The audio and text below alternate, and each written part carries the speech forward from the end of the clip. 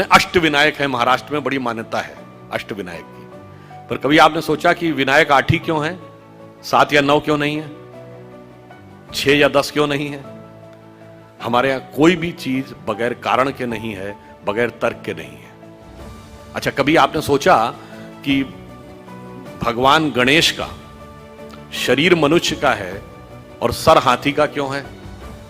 और उनका सर काटा क्यों गया? सर हाथी का क्यों है, सवारी चूहे की क्यों है?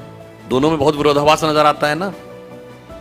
और उसके बाद यदि हाथी का सर है तो उनको एक दंत क्यों कहा गया? हाथी के तो 2 दांत होते हैं, तो फिर एक ही दांत क्यों है? और अगर एक ही दांत रहना था तो एक ही दांत होना चाहिए था उनकी मूर्ति में, वो दूसरा दांत टूटा हुआ क्यों है? और बल्कि जो आप वास्तविक मूर्ति देखते हैं उसमें टूटा हुआ दांत एक हाथ में पकड़ रखा उन्होंने। कभी आपने विचार किया कि ये क्यों है?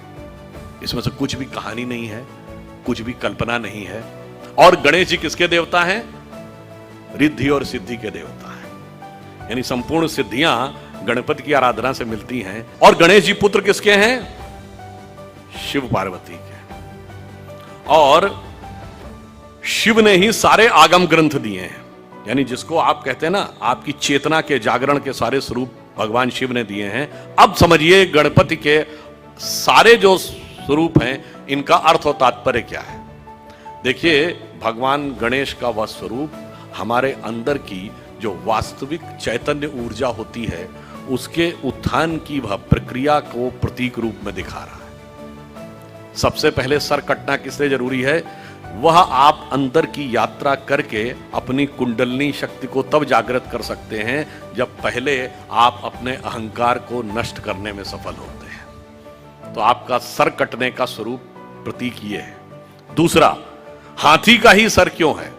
क्योंकि हाथी की जो सूंड है, और आपने देखा होगा हमेशा गणपति की सूंड इस दिशा में यूं है, कभी ऐसे नहीं है। क्यों? वह उस शक्ति का प्रतीक है जो अपवर्ड्स है, यानी जागृत शक्ति, आपके शरीर की कुंडलनी की शक्ति जब वो ऊर्ध्व की तरफ होती है उसका प्रतीक है। और हाथी इसलिए है कि हाथी के मस्तक में गज मुक्ता कहा जाता है।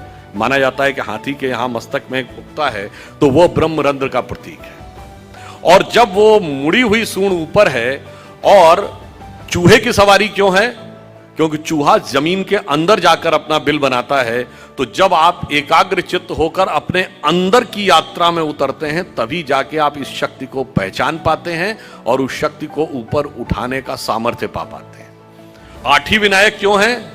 क्योंकि 8 चक्र हैं, मूलाधार, स्वाधिष्ठान, अनाहत, आज्ञा, विशुद्ध चक्र और ब्रह्मरंध्र। और अब एक ही दांत क्यों है?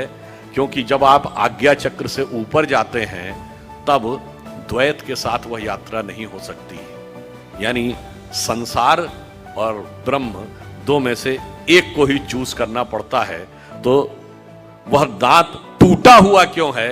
तो संसार के साथ उस संबंध का विच्छेद करना पड़ता है, उसे तोड़ना पड़ता है, इसीलिए टूटा हुआ दांत हाथ में रखे हुए हैं। फिर आगे की यात्रा जाकर जब ब्रह्मरंध्र तक मिलती है तो समस्त रिद्धियां और सिद्धियां आपको प्राप्त होती हैं।